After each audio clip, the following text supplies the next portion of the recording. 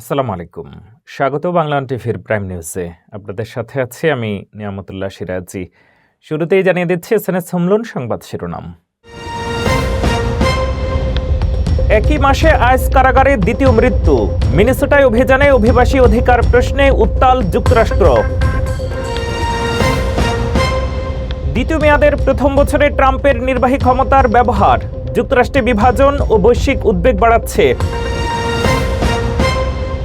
তীব্র শীতকালীন ঝড়ে পশ্চিম মিশিগানে I-196 মহাসড়কে শতাধিক গাড়ির সংঘর্ষে বহু মানুষ আহত।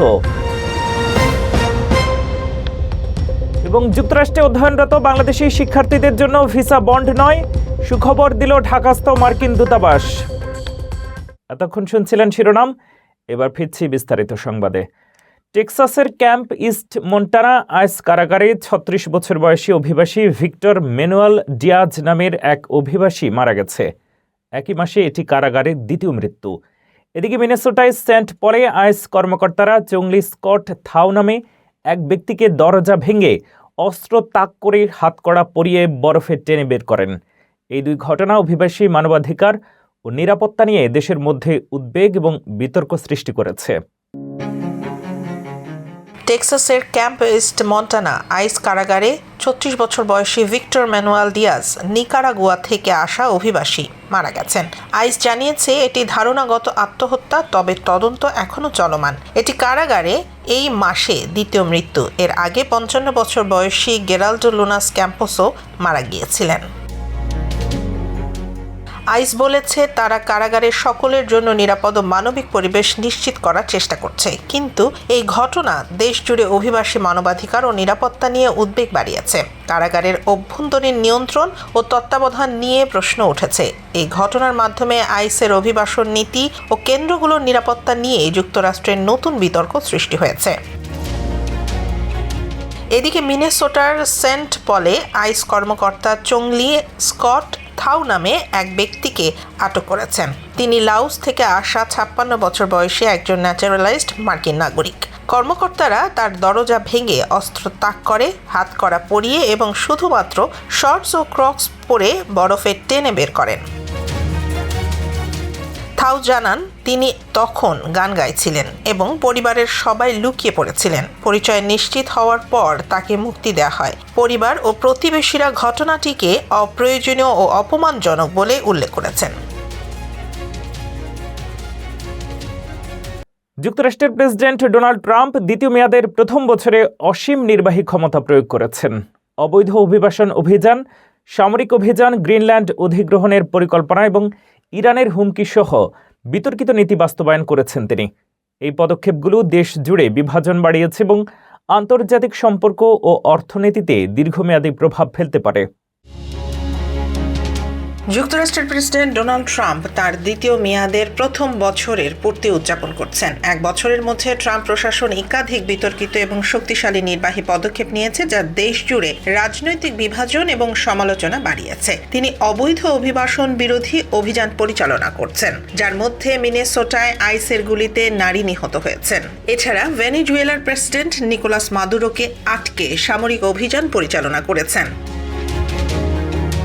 ট্রাম্প পুনরুজ্জীবিত করেছেন গ্রিনল্যান্ড অধিগ্রহণ পরিকল্পনা, ইরানকে হুমকি দিয়েছেন এবং ফেডারেল রিজার্ভ চেয়ারম্যানের বিরুদ্ধে অপরাধ তদন্ত উপেক্ষা করেছেন। বিশেষজ্ঞরা বলছেন এই পদক্ষেপগুলোর মাধ্যমে ট্রাম্প সংসদ ও অন্যান্য নিয়ন্ত্রণ ব্যবস্থার ওপর কম নির্ভরশীল হয়ে স্বাধীনভাবে সিদ্ধান্ত নিচ্ছেন।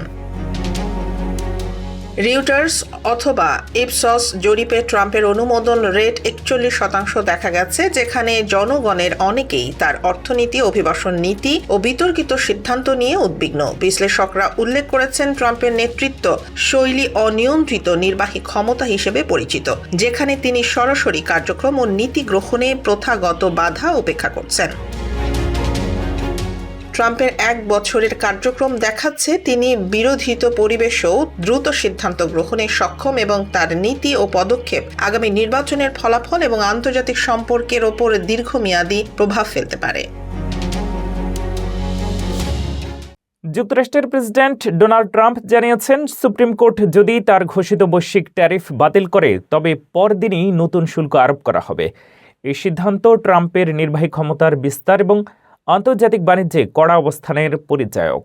বিশ্লেষকরা বলছেন এটি প্রেসিডেন্টের আর্থিক নীতি ও আন্তর্জাতিক বাণিজ্যে প্রভাব নিশ্চিত করবে। যুক্তরাষ্ট্রের প্রেসিডেন্ট ডোনাল্ড ট্রাম্পের প্রশাসন যদি সুপ্রিম কোর্ট তার ঘোষিত বৈশ্বিক ট্যারিফ বাতিল করে তবে তাৎক্ষণিকভাবে নতুন ট্যারিফ আরোপ করবে, এটি জানিয়েছেন যুক্তরাষ্ট্রের trade representative Jamieson Greer. New York টাইমসের সঙ্গে সাক্ষাৎকারে তিনি জানিয়েছেন, পরের দিনেই আমরা নতুন শুল্ক আরোপ শুরু করব। সুপ্রিম কোর্টের এই রায় আগামী কয়েক সপ্তাহে আসার সম্ভাবনা রয়েছে। এটি ট্রাম্পের নির্বাহী ক্ষমতার বিস্তারের পরীক্ষা হিসেবে ধরা হচ্ছে। 2025 সালে জানুয়ারিতে দায়িত্বে ফেরার পর থেকে ট্রাম্পের প্রশাসন বেশ কিছু দীর্ঘমেয়াদী ও বিতর্কিত নীতি বাস্তবায়ন করেছে। এর মধ্যে বৈশ্বিক ট্যারিফ অন্যতম। গ্রিয়ার জানিয়েছেন, প্রশাসন নতুন ট্যারিফের মাধ্যমে আগের শুল্কের স্থলাভিষিক্ত ব্যবস্থা নেবে যাতে আমদানিকারক ও যুক্তরাষ্ট্রের অর্থনীতির ওপর প্রভাব নিয়ন্ত্রণে রাখা যায়। তবে ট্রেড রিপ্রেজেন্টেটিভ অফিস এখনও আনুষ্ঠানিকভাবে মন্তব্য করেনি। বিশ্লেষকরা বলছেন, সুপ্রিম কোর্টের রায় শুধু ট্যারিফের ভবিষ্যৎ নির্ধারণ করবে না, বরং প্রেসিডেন্টের নির্বাহী ক্ষমতা ও সীমা নিয়েও বড় বার্তা দেবে। ট্রাম্প প্রশাসনের এই পদক্ষেপের মাধ্যমে স্পষ্ট হয়েছে যে তিনি আর্থিক নীতি ও আন্তর্জাতিক বাণিজ্যে কড়া অবস্থান অব্যাহত রাখবেন। যুক্তরাষ্ট্রের প্রেসিডেন্ট ডোনাল্ড ট্রাম্প ফ্রান্সকে হুঁশিয়ারি দিয়েছেন। তিনি বলেছেন, ফ্রান্স যদি তার প্রস্তাবিত বোর্ড অব পিসে যোগ না দেয় তাহলে ফরাসি ওয়াইন ও শ্যাম্পেইনের উপরে 200% শুল্ক আরোপ করা হবে। ট্রাম্প সামাজিক যোগাযোগ মাধ্যমে ফরাসি প্রেসিডেন্ট ইমানুয়েল ম্যাক্রোর কাছ থেকে পাওয়া ব্যক্তিগত বার্তা প্রকাশ করেছেন। গ্রিনল্যান্ড ইস্যুতে প্যারিসের প্রকাশ্যে বিদ্রূপের পর ট্রাম্পের কঠোর অবস্থান তৈরি হয়েছে। বোর্ড অব পিস মূলত গাজার পুনর্গঠন তদারকির জন্য হলেও ঘোষণাপত্রে সীমাবদ্ধতা কেবল ফিলিস্তিনি নয়। ফ্রান্স ইতিমধ্যে ট্রাম্পের আহ্বানে ইতিবাচক সাড়া দেয়নি। ট্রাম্পের এই শুল্ক হুমকি ফরাসি অর্থনীতি ও আন্তর্জাতিক কূটনীতি নিয়ে নতুন বিতর্ক তৈরি করেছে। ইউক্রেন, সিরিয়া ও আর্কটিক এলাকায় প্রভাবিত নীতি পরিকল্পনা নিয়েও বিশ্ববাসী সতর্ক।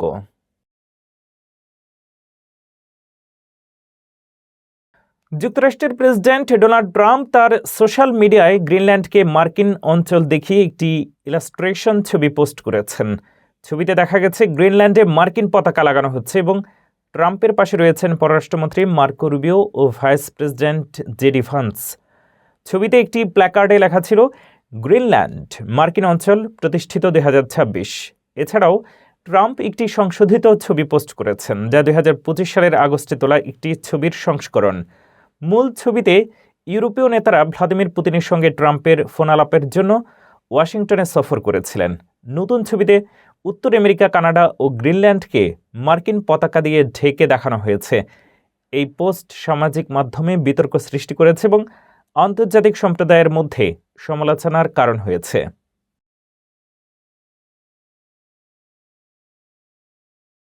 পশ্চিম মিশিগানে তীব্র শীতকালীন ঝড়ের মধ্যে হাডসনভিলের কাছে I-196 মহাসড়কে শতাধিক গাড়ির ভয়াবহ সংঘর্ষে বহু মানুষ আহত হয়েছেন। দুর্ঘটনার পর মহাসড়কটি উভয় দিক থেকে বন্ধ রয়েছে। এদিকে টানা তীব্র শীত ও বিপজ্জনক উইন্ড চিলের কারণে স্কুল খোলা রাখা নিয়েও অনিশ্চয়তা দেখা দিয়েছে। আরও বিস্তারিত দেখুন ফারজানা আফরোজের রিপোর্টে। পশ্চিম মিশিগানে ভয়াবহ শীতকালীন ঝড়ের কারণে সোমবার ঘটে গেছে এক ভয়ঙ্কর সড়ক দুর্ঘটনা। প্রবল তুষারপাত ও ঝড়ো হাওয়ার মধ্যে একসঙ্গে শতাধিক গাড়ি সংঘর্ষে বহু মানুষ আহত হয়েছেন। দুর্ঘটনাটি ঘটেছে গ্র্যান্ড র্যাপিডস শহরের ঠিক পশ্চিমে হাডসনভিল এলাকার কাছে ইন্টারস্টেট 196 মহাসড়কে। কর্তৃপক্ষ জানায়, হঠাৎ করে সৃষ্টি হওয়া হোয়াইট আউট পরিস্থিতির কারণে চালকদের দৃষ্টিসীমা প্রায় শূন্যে নেমে আসে। ফলে একের পর এক গাড়ি নিয়ন্ত্রণ হারিয়ে সংঘর্ষে জড়িয়ে পড়ে। দুর্ঘটনার পরপরই I-196 সড়কটি উভয় দিক থেকে বন্ধ করে দেওয়া হয় এবং কর্তৃপক্ষ জানিয়েছে, যান চলাচল স্বাভাবিক হতে ঘন্টার পর ঘন্টা সময় লাগতে পারে। এদিকে এই চরম আবহাওয়ার কারণে স্কুল খোলা রাখা নিয়েও তৈরি হয়েছে অনিশ্চয়তা।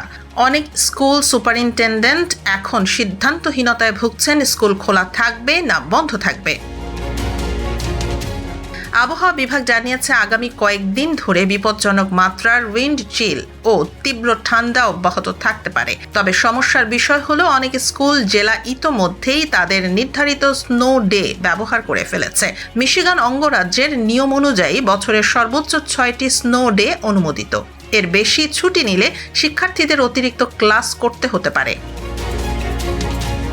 ফলে নিরাপত্তা, শিক্ষা কার্যক্রম ও আইনগত সীমাবদ্ধতার মধ্যে পড়ে এখন কঠিন সিদ্ধান্ত নিতে হচ্ছে স্কুল কর্তৃপক্ষকে।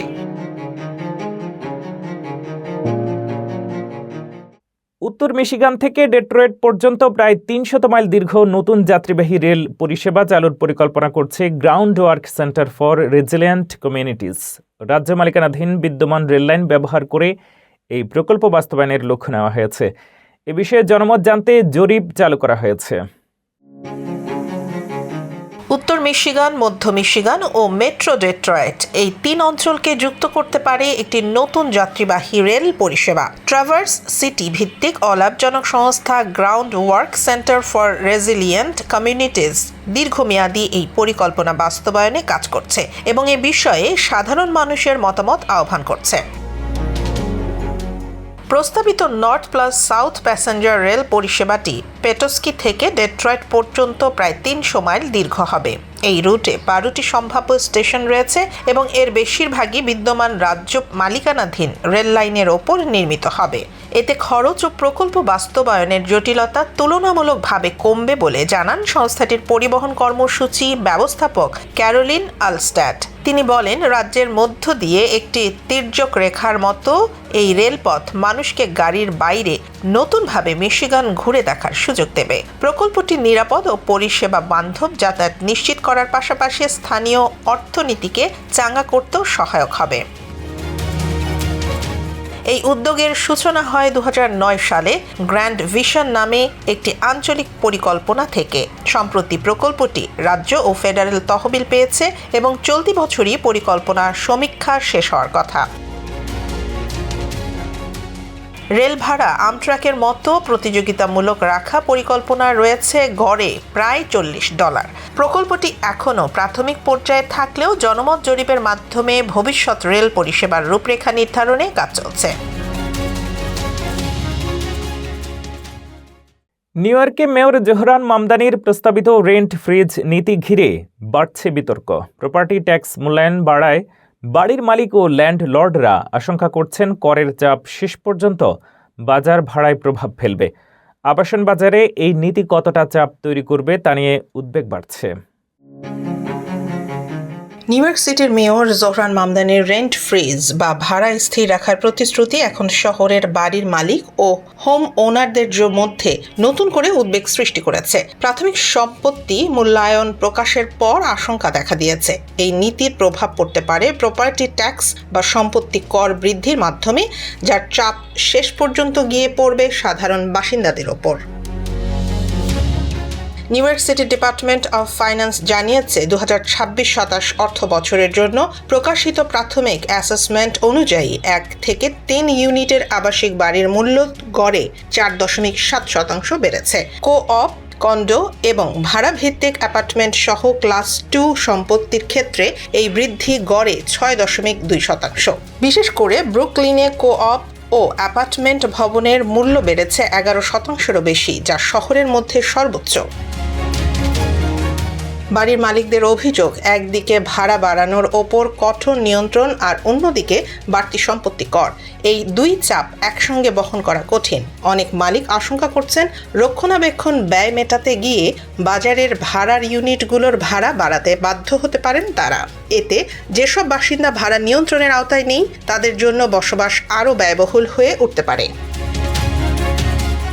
তবে মামদানি প্রশাসনের দাবি, সম্পত্তি করের হার বাড়ানো হয়নি, বরং বাজার মূল্যের ভিত্তিতে সম্পত্তির মূল্যায়ন হালনাগাদ করা হয়েছে। প্রশাসন আরও বলছে দীর্ঘদিনের বৈষম্যমূলক ও জটিল সম্পত্তি কর ব্যবস্থা সংস্কারে তারা কাজ করবে। বিশ্লেষকদের মতে ভাড়া নিয়ন্ত্রণ ও কর কাঠামোর এই দ্বন্দ্ব সমাধান না হলে নিউ ইয়র্কের আবাসন সংকট আরও গভীর হতে পারে। নিউ ইয়র্ক সিটিতে ভাড়াটিয়াদের অধিকার আরও জোরদার করতে নতুন একটি নিয়ম কার্যকর হয়েছে। এখন থেকে ভবনের মালিকদের বাধ্যতামূলকভাবে ভাড়াটিয়াদের জানাতে হবে তাদের অ্যাপার্টমেন্টটি ভাড়া নিয়ন্ত্রিত বা রেন্ট স্টেবিলাইজড কিনা। সিটি কর্তৃপক্ষ বলছে, অনেক ভাড়াটিয়া এতদিন জানতেই পারতেন না যে তারা আইনি ভাড়া সুরক্ষার আওতায় রয়েছেন, যার সুযোগ নিয়ে কিছু মালিক অতিরিক্ত ভাড়া আদায় করেছেন। নতুন নিয়ম অনুসারে বাড়িওয়ালাদের লিজ চুক্তি, নবায়ন নোটিশ এবং নির্দিষ্ট লিখিত বিজ্ঞপ্তির মাধ্যমে ভাড়াটিয়াদের এই তথ্য জানাতে হবে। এতে ভাড়াটিয়ারা তাদের বৈধ ভাড়াসীমা, ভাড়া বৃদ্ধির হার এবং উচ্ছেদ সংক্রান্ত সুরক্ষা সম্পর্কে স্পষ্ট ধারণা পাবেন। শহর প্রশাসনের দাবি, এই পদক্ষেপ ভাড়া নিয়ে বিভ্রান্তি কমাবে এবং অবৈধ ভাড়া বৃদ্ধির বিরুদ্ধে কার্যকর ভূমিকা রাখবে। তবে কিছু বাড়িওয়ালা সংগঠন বলছে এতে প্রশাসনিক চাপ বাড়বে। তবুও নগর কর্তৃপক্ষ মনে করছে স্বচ্ছতা নিশ্চিত করাই এই সিদ্ধান্তের মূল লক্ষ্য। নিউ ইয়র্ক সিটির মেয়র জোহরান মামদানি পুনরায় চালু করেছেন জাস্ট হোম প্রকল্প, যা প্রাক্তন কারাগারপ্রাপ্ত এবং জটিল চিকিৎসা প্রয়োজনীয়তা সম্পন্ন নাগরিকদের জন্য শতভাগ সাশ্রয়ী মূল্যের আবাসন সরবরাহ করবে। ব্রুঙ্কসের জ্যাকোবি হাসপাতালে ক্যাম্পাসে অব্যবহৃত একটি ভবনে ৮৩টি নতুন অ্যাপার্টমেন্ট তৈরি হবে। ফরচুন সোসাইটি হবে এই প্রকল্পের ডেভেলপার ও সেবা প্রদানকারী। জাস্ট হোম নগরীর জাস্টিস ইনভলভড সাপোর্টিভ হাউজিং উদ্যোগের অংশ, যা দীর্ঘমেয়াদী সহায়ক আবাসন ও স্বাস্থ্যসেবা প্রদান করবে। প্রতিটি বাসিন্দা ক্লিনিক্যাল সোশ্যাল ওয়ার্কার এবং পিআর ওয়ার্কারদের সহায়তায় জীবন দক্ষতা, স্বাস্থ্য এবং পুনর্বাসন সেবা পাবেন। প্রকল্পটি স্থানীয় সম্পত্তি ব্যবহার করে স্থিতিশীলতা নিশ্চিত করবে, পুনর্বাসনের মাধ্যমে নাগরিকদের পুনরায় সমাজে অন্তর্ভুক্তি নিশ্চিত করবে এবং পুনরায় কারাগারে ফিরে যাওয়ার হার কমাবে। মামদানির প্রশাসন ৩৫০টিরও বেশি সহায়ক আবাসন তৈরির লক্ষ্য নিয়ে কাজ করছে, যা নগরীর স্বাস্থ্য, নিরাপত্তা ও সাশ্রয়ী আবাসন সম্প্রসারণে গুরুত্বপূর্ণ ভূমিকা রাখবে।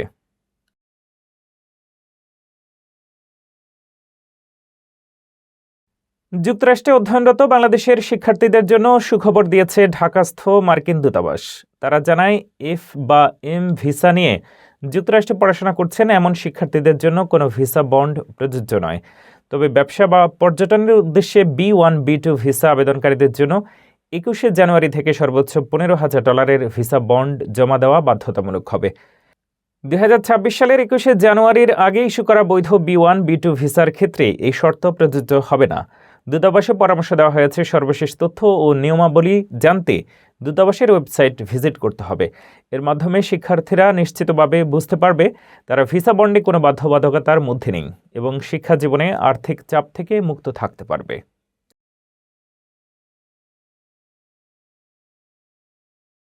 ঢাকা উত্তর সিটি কর্পোরেশন ডিএনসিসি বাড়ি ভাড়া নিয়ন্ত্রণে নতুন নির্দেশিকা জারি করেছে। ২ বছরের আগে বাড়ি ভাড়া বাড়ানো যাবে না এবং ভাড়াটিয়াদের প্রতি মাসের ১০ তারিখের মধ্যেই ভাড়া পরিশোধ করতে হবে। বাড়িওয়ালা মাসিক ভাড়ার লিখিত রসিদ দিতে বাধ্য থাকবেন। বাড়ি অবশ্যই বসবাসের উপযোগী রাখতে হবে এবং গ্যাস, বিদ্যুৎ, পানি সহ সকল ইউটিলিটি সুবিধা নিশ্চিত করতে হবে। অগ্নিকাণ্ড, ভূমিকম্প বা অন্যান্য দুর্যোগের সময় বাড়িওয়ালা নিরাপত্তার স্বার্থে ভাড়াটিয়াকে ছাদের এবং মূল গেটের চাবি দিতে পারবেন। বাড়ির ছাদ, বারান্দা ও সামনের খোলা অংশে শুভজায়ন করার সুযোগ থাকবে। বাড়িওয়ালা ও ভাড়াটিয়াদের মধ্যে দ্বিপাক্ষিক আলোচনার মাধ্যমে শৃঙ্খলা ও নিরাপত্তা বজায় রাখতে হবে। ভাড়ার বার্ষিক বৃদ্ধির বাড়ির বাজার মূল্যের ১৫% বেশি হবে না। স্থানীয় ওয়ার্ড ভিত্তিক সমিতি সমস্যার সমাধান করবে। এই নির্দেশিকা ভাড়াটিয়াদের অধিকার সুরক্ষিত করবে।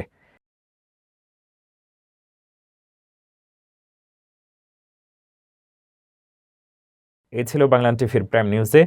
পরবর্তী প্রাইম নিউজ দেখার আমন্ত্রণ জানিয়ে শেষ করছি এখানেই। এতক্ষণ সাথে থাকার জন্য অনেক অনেক ধন্যবাদ।